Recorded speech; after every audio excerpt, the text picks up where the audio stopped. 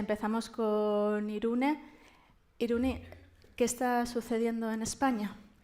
Pues ahora os lo voy a contar.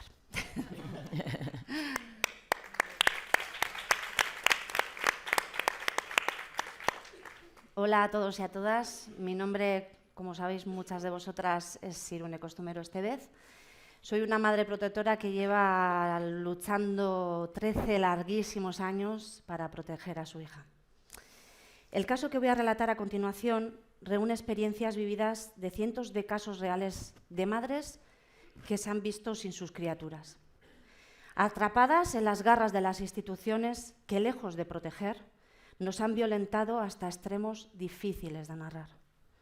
Este caso arquetipo que voy a narrar se centra básicamente en las instituciones del ámbito de los servicios sociales, del ámbito escolar y de los puntos de encuentro familiar, aunque inevitablemente también menciona el ámbito judicial. A lo largo de estos años he tenido la oportunidad de conocer y compartir la experiencia de muchas madres que desgraciadamente viven situaciones como la mía e incluso peores. La mayoría son mujeres como yo, profesionales que hemos luchado por tener una vida normalizada y feliz con nuestras hijas y nuestros hijos. Pero también hay muchas mujeres que aún tienen menos visibilidad y comprensión sobre sus casos que nosotras. Sobre todo me refiero a las mujeres migrantes y mujeres con discapacidad. Mujeres y madres a las que los sistemas de protección no solo no las protegen, es que ni siquiera las ven. Pero a todas nos ocurre al final lo mismo. Nos han arrancado a nuestras criaturas, como si eso fuese un mero trámite administrativo, desconociendo los impactos que vivimos, desconociendo el dolor insoportable de que te arranquen sin motivo alguno a tus criaturas.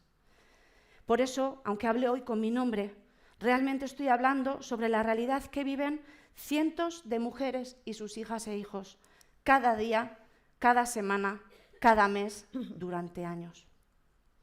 Estoy en esta misa, aunque en realidad, por todo lo que venimos sufriendo las madres que aquí nos encontramos y aquellas que nos escuchan, podría estar en cualquier otra o en todas. La verdad, no me resulta fácil recordar la fecha que empezó la violencia psicológica. De hecho, cuando denuncié a mi exmarido, solo era consciente de la física. No veía que me trataba como un felpudo que pisaba cuando quería. Pasaba de un te quiero a un ¿dónde has estado, zorra, puta? De un perdóname a una humillación, un insulto, un golpe, una paliza. Tampoco sé de dónde saqué las fuerzas un día para decirle que me quería divorciar. Su cara cambió. Una mirada de odio se apoderó de él y me dijo: haz lo que quieras, pero que sepas que no sabes de lo que soy capaz. Aunque me quedes sin dinero, pero te quitaré a tu hija. En ese momento no me di cuenta de lo que estas palabras podían significar. Pero me armé de valor y le denuncié por maltrato. Hubo un juicio rápido en el que mi abogada preparó el caso en el trayecto del ascensor de una planta a otra del juzgado. Por un error en la denuncia, lo archivaron. Aprovechando que no teníamos ningún tipo de medidas, se llevó a mi hija y la mantuvo en paradero desconocido durante 2 meses, 2 larguísimos meses. Tras mi denuncia, la jueza nos impone una custodia compartida semanal, compartida, ignorando el secuestro y la denuncia por maltrato. Nadie sabe lo que yo viví ni sentí esos 2 meses sin mi hija. Solo otra madre protectora puede imaginarlo. El abogado contrario pidió que los intercambios de custodia se hicieran en un punto de encuentro familiar y la juzgadora, como es lógico, lo aceptó. Mi hija lloraba, pataleaba, perdía el control de esfínteres cada vez que se tenía que ir con él. Todo eso pasaba delante de los profesionales del punto de encuentro y en cierta manera me sentía aliviada, porque ellos lo veían. Eran conscientes del sufrimiento de mi hija. Yo creía firmemente que lo reflejarían en los informes y que esta pesadilla terminaría. Pero nada más lejos de la realidad. Cuando leí el primer informe, quise salir corriendo al punto de encuentro para pedirles explicaciones. No entendía nada. ¿Por qué mentían en los informes? ¿Por qué no reflejaban lo que estaba sufriendo? ¿Por qué no protegían a mi hija? Mi hija volvía agotada de la semana de custodia con su padre, con moratones, heridas y hasta puntos de sutura, ropa rota, leotardos desgarrados. No se me olvidará jamás esa reunión con la coordinadora del PEF en la que me dijo: los niños se caen, pero por lo menos el padre le lleva al médico. Aprendí pronto, para nuestra desgracia, que en el PEF no escuchan ni ven manifestaciones claras de lo que le estaba pasando a mi hija, porque ella hablaba perfectamente, ¿eh? Un día dentro del PEF me dijo: mamá, papá me ha pegado. Me quedé en shock. Me faltaba el aire. Le pregunté a la trabajadora social: ¿lo has oído? Ella me respondió que sí. Le llevé a urgencias del hospital y allí sí la creyeron y activaron protocolo de sospecha de maltrato por lesiones. No obstante, en el juzgado le dieron la espalda y lo sobreseyeron. En el ámbito escolar tampoco ella y yo encontramos apoyo. Su padre solía presentarse en la puerta del colegio, aunque no le tocara recogerla. Y siempre me intimidaba. Se dirigía a mí con un tono amenazante delante de nuestra hija. Yo sentía que lo hacía para dejar claro que seguía controlándola. Y claro, también a mí. La niña se ponía nerviosa, angustiada. Su tutora y el director lo veían, pero callaban. Cuando fui a pedirles explicaciones me dijeron que ellos estaban allí para enseñar, que no eran policías y que si tenía algún conflicto con el padre, que lo solucionara fuera, sin afectar a la niña. Pero no entendían o no querían ver cuánto le estaba afectando a mi hija vivir en esa situación constante de desprecios y violencia hacia ella y hacia su madre. La verdad, no sé ni cómo acabamos en los servicios sociales. Yo siempre había pensado que estaban para gente marginal, sin recursos, gente que no era capaz de cuidar de sus hijos y de sus hijas. Pero yo no era así. Yo tenía mi carrera, mi trabajo, mi economía, cuidaba y quería por encima de todo a mi hija. Recuerdo perfectamente cuando leí el informe del punto de encuentro familiar. Decía que por alta conflictividad entre los progenitores y conflicto de lealtades nos derivan a servicios sociales, porque según ellos mi hija estaba en riesgo grave de desamparo. Y yo, ingenuamente, pensé: por fin, ¿se han dado cuenta? Esta pesadilla va a terminar. Pero no, nada más lejos de la realidad. En esa sala fría la trabajadora social me hizo una radiografía, nada más entrar. Me miraba inquisidora, cuestionaba cada palabra que yo decía sobre cómo el padre trataba a nuestra hija. Solo ha sido un golpe. Cada uno tiene su manera de educar. Tal vez tú seas más permisiva. Tal vez tú no sepas ponerle límites a tu hija. Le infundes falsos recuerdos de su padre. Una mujer maltratada no está todo el día denunciando a su marido. El padre trata bien a su hija.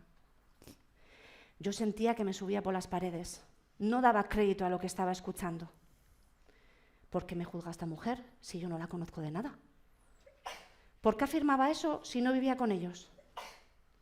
¿Por qué no escuchaban a mi hija? Su informe social fue demoledor. Decía que yo la estaba instrumentalizando. Me aplicaron un instrumento de medición de la desprotección de los niños y de las niñas que hay en el País Vasco llamado Valora.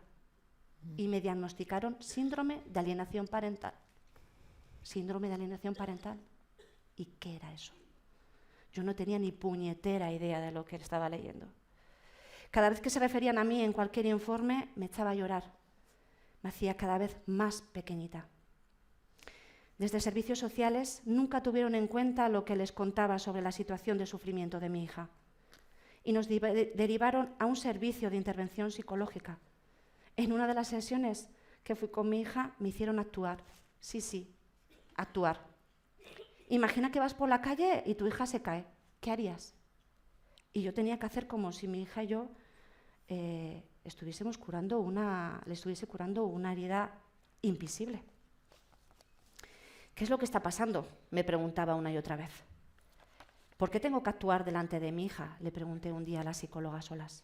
No te preocupes, esto también lo haremos con el padre, me contestó. Pobre mi hija, pensé.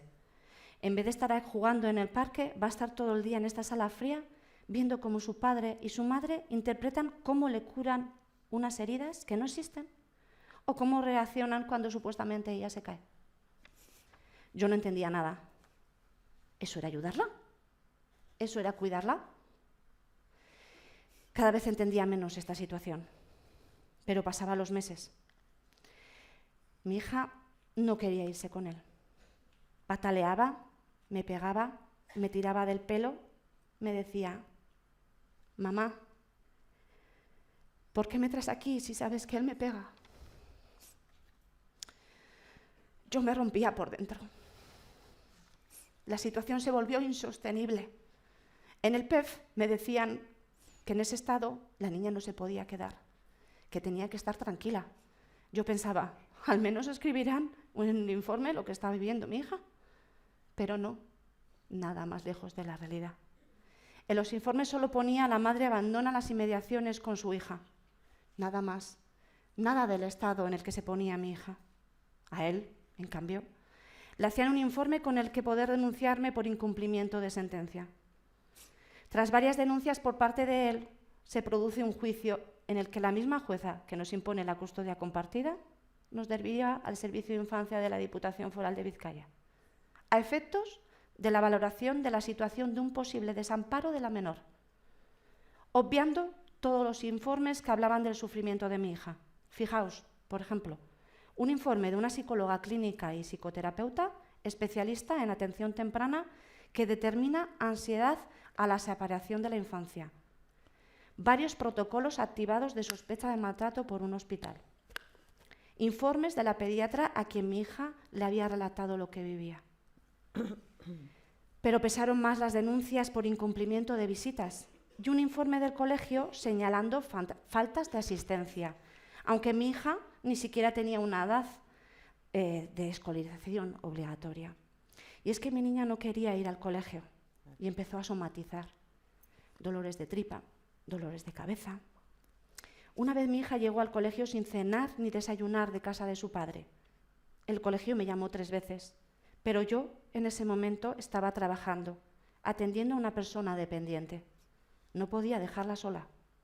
Su padre no contestaba. Cuando fui a pedir al colegio un informe de los hechos, me lo denegaron.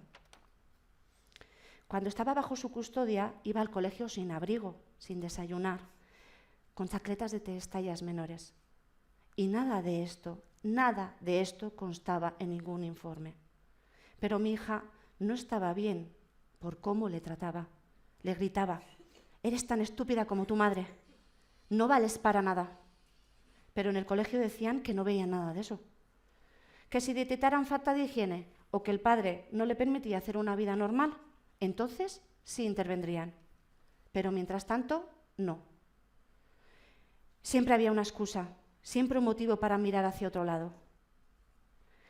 Cuando mi abogada me insistió en que les exigiera un informe sobre la dedicación y atención en su seguimiento escolar, lo hicieron a regañadientes. En él afirmaban que en tanto el padre como yo participábamos por igual, que ambos acudíamos con la misma frecuencia y que los dos manteníamos un comportamiento adecuado con la menor. Sin embargo, añadían que mis reiteradas solicitudes de información relacionadas con el conflicto familiar les obligaban a dedicarme más tiempo a mí, como si eso fuera un problema en lugar de una necesidad real de protección. El informe también decía cosas como que la madre, cuando hablaba con la dirección del colegio, lo hacía con semblante serio y frío, y que el padre lo hacía con un carácter, como no, más amable.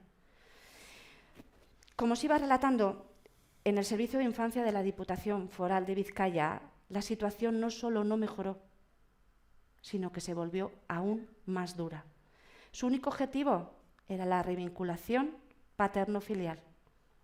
Mejor un padre que le da un golpe de vez en cuando que no tener padre, parecía el mensaje.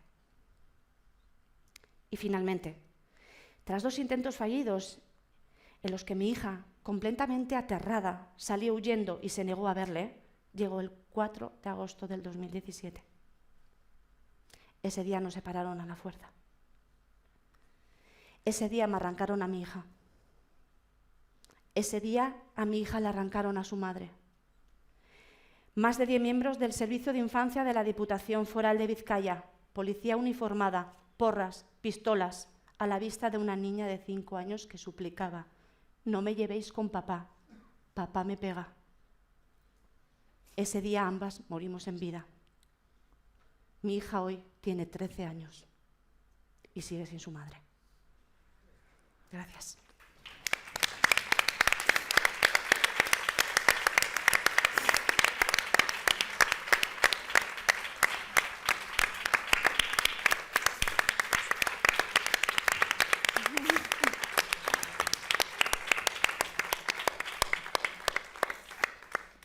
Ocho años después, a Irune aún no le han reconocido el maltrato sufrido ninguna de las instituciones implicadas y su hija hoy tiene 13 años y sigue sin su madre.